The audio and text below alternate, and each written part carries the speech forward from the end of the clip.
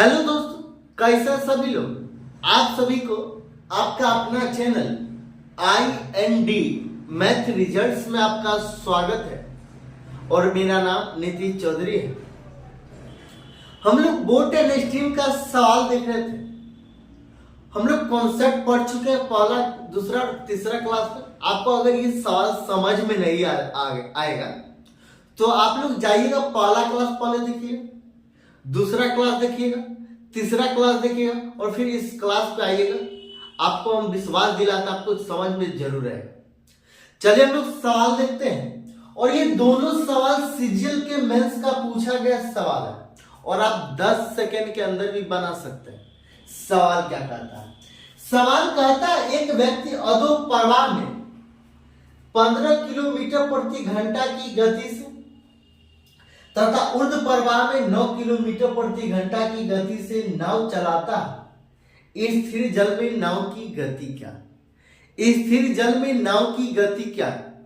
यहाँ पे अधो प्रवाह ऊर्ध्व प्रवाह का क्या मतलब है? अधो प्रवाह का यह मतलब है ये धारा के अनुकूल की बात कही जा रही है और धारा के अनुकूल चाल क्या? 15 किलोमीटर प्रति घंटा और धारा के प्रतिकूल चाल क्या है? 9 किलोमीटर प्रति घंटा।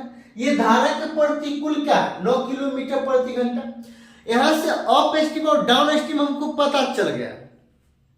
अप स्ट्रीम और डाउन स्ट्रीम हमको पता चल गया।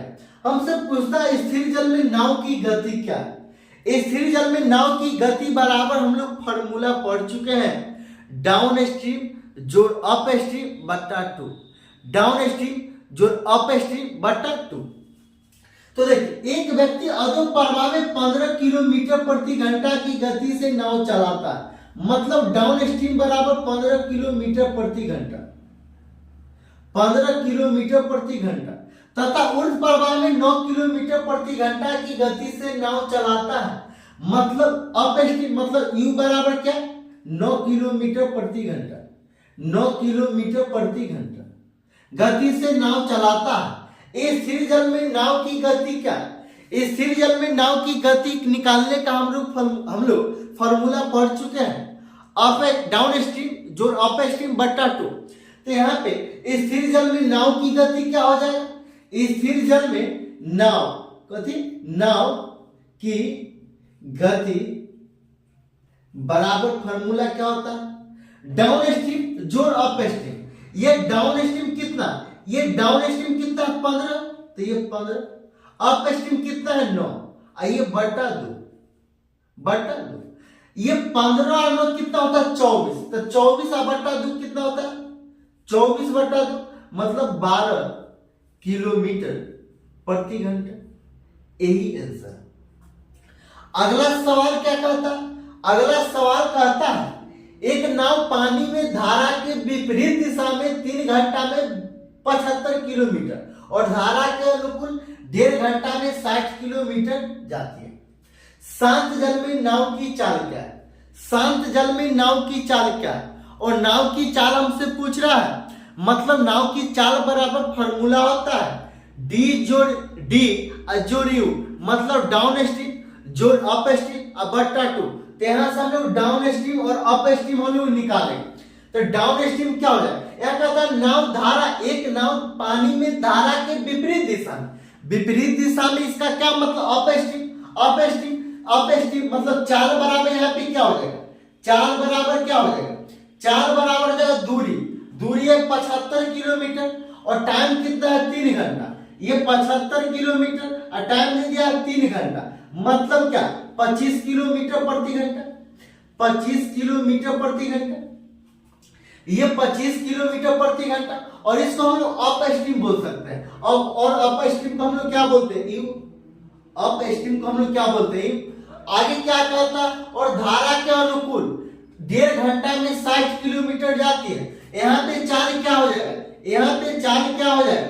1.5 घंटा दे दिया, 60 किलोमीटर और 1.5 घंटा 1.5। यहाँ से पॉइंट रहेगी 0।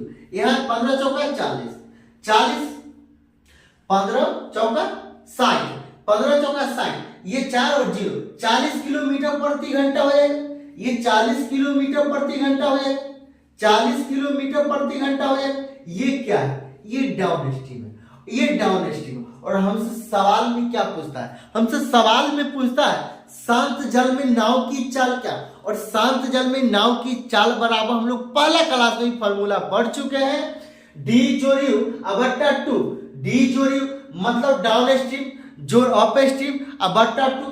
तो यह क्या करता है, नाव की गति, शांत जल में नाव की गति क्या है, नाव की गति, नाव की गति बराबर फॉर्मूला क्या होता है, नाव की गति बराबर फॉर्मूला क्या होता है, 40 जोड़ 25 बट्टा 2, 40 जोड़ 25 बट्टा 2। यहां से डाउन स्ट्रीम 40 किलोमीटर प्रति घंटा, अप स्ट्रीम कितना है 25 किलोमीटर प्रति घंटा, 40 25 कितना होता है 65। अब 65 बट्टा 2, 65 बट्टा 2 इसका क्या मतलब 32 गुना 64 मतलब 32.5 किलोमीटर प्रति घंटा। नाव की गति क्या है 32.5 किलोमीटर प्रति घंटा। यही आंसर। आपको ये क्लास कैसा लगा? अगर आपको अच्छा लगता है तो लाइक और सब्सक्राइब और शेयर जरूर कीजिएगा।